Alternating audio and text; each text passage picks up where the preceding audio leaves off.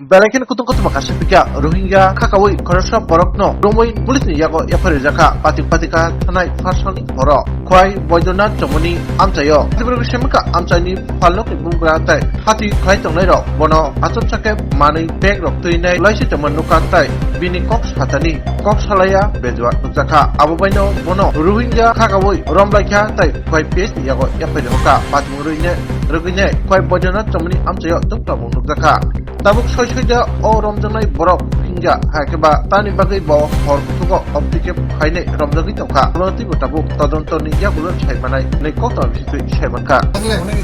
প্রশাসনের সব ফাঁকি দিয়া অনেক কিছু ঘটনা ঘটে যায়। এরা যদি মনে করেন লাস্ট একটা কথা, যদি এরা মনে করেন অপরাধী না, তাহলে আমি বাকি অপরাধী হলে এটা সঠিক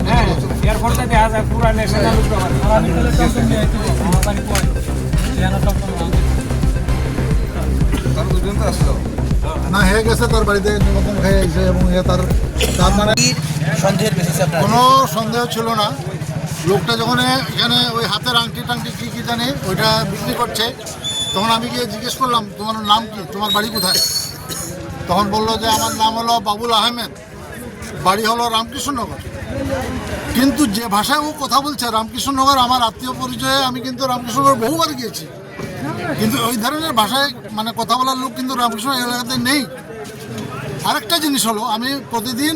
ভোর রাতে 3টার সময় উঠি এবং এই বাংলাদেশ রোহিঙ্গা সম্পর্কে দিল্লি থেকে উত্তরপ্রদেশ থেকে মুম্বাই, বর্তমানে নাগপুর যে ঘটনা ঘটেছে, এটা রোহিঙ্গার হাত আছে।